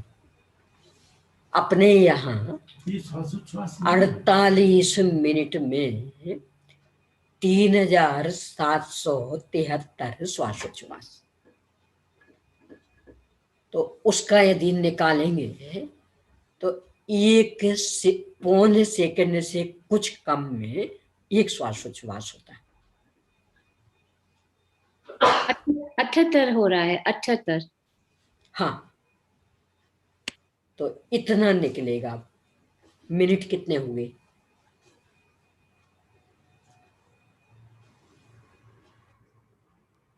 इसके आसपास ही कुछ बैठेंगे मिनट।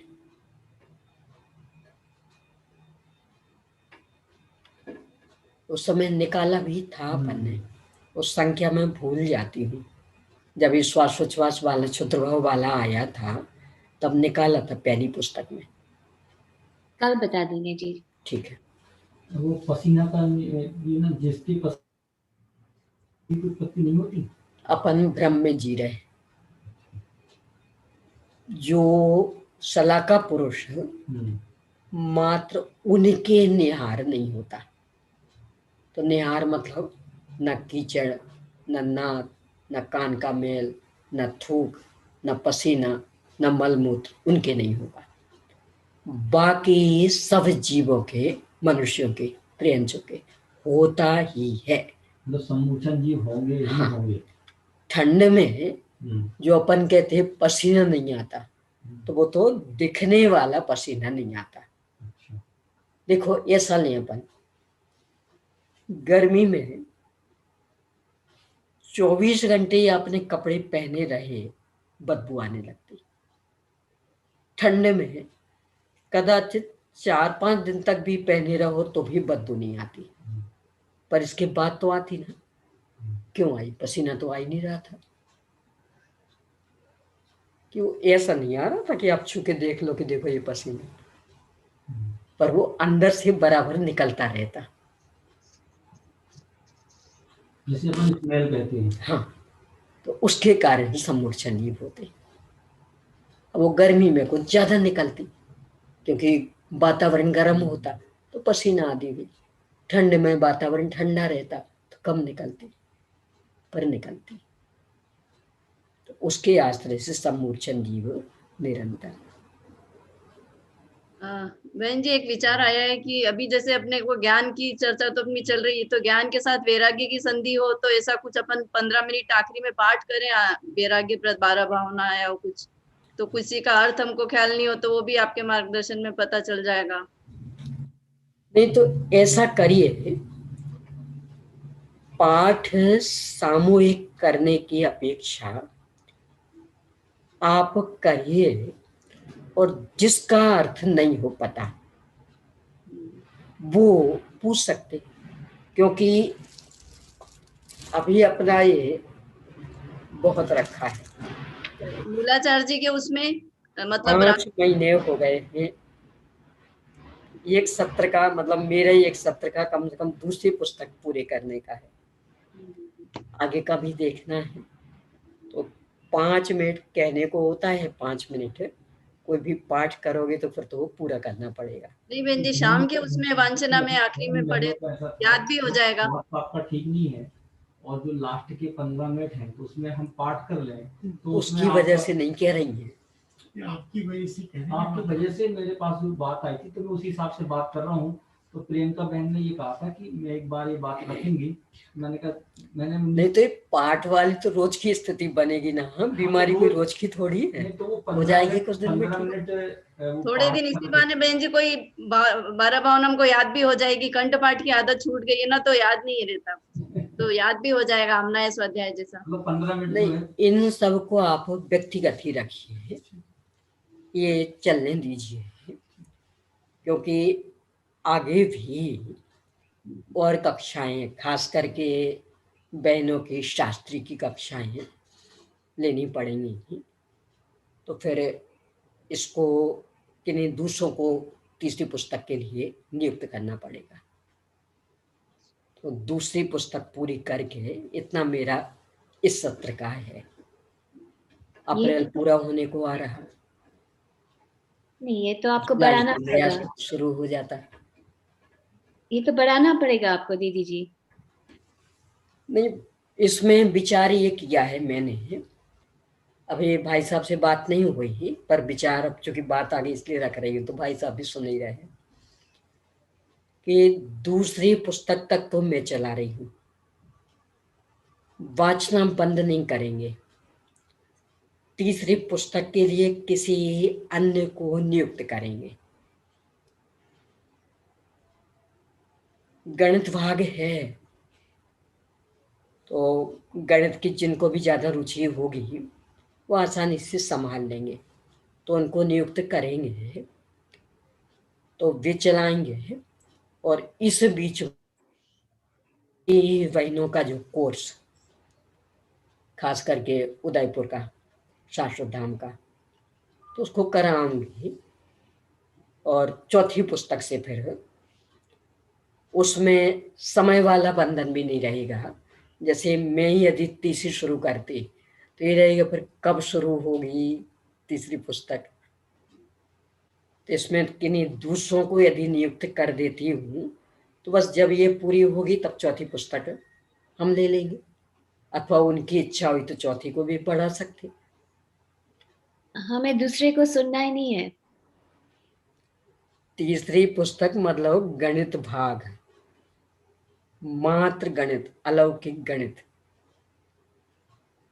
दीदी आप भी समझाइए ना हमें, हमें तो सबका सुना समझ में नहीं आता। तो समझाऊंगी, पर मैंने जो समस्या बताई ना, मैंने शास्त्रीय वैनों की जो पढ़ाई और कुछ विषय ऐसे कि वो मुझे ही पढ़ाने हैं। तो बहन जी जब तक कोरोना टाइम चल रहा है तो ऑनलाइन ही लेंगे ना आप तो? हाँ, भले ऑनलाइन ही लूंगी, पर समय तो उतना ही है ना, शक्ति तो उतना ही है ना। ठीक है, हम उसमें जुड़ जाएंगे। ठीक है, आपका तो था ना कर्तिक, तो नहीं यदि आज्ञा दोगी तो सुन कैसे पाओगे?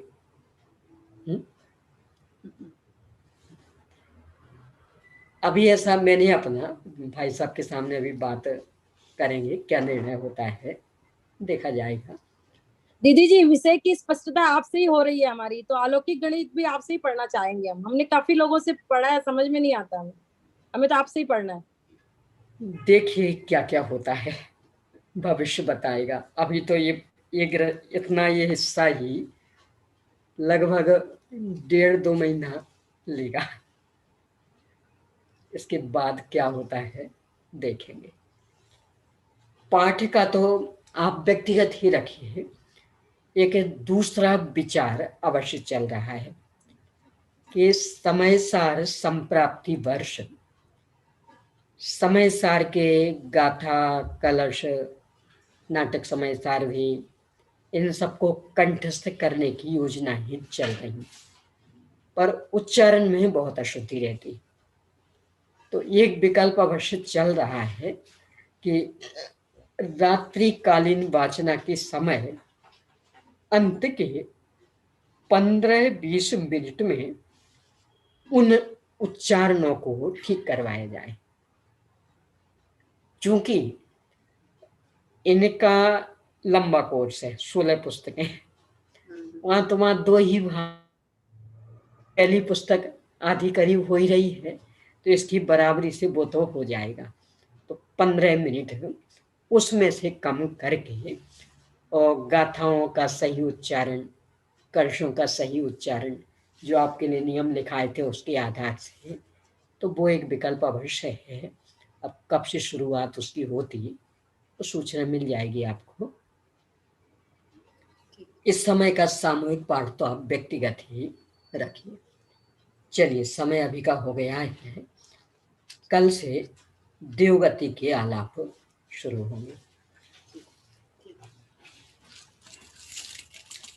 निज निधि निज में बता, अनंत उपकार उसे के लिए जिन वाणी वन्दे मां शतभागे।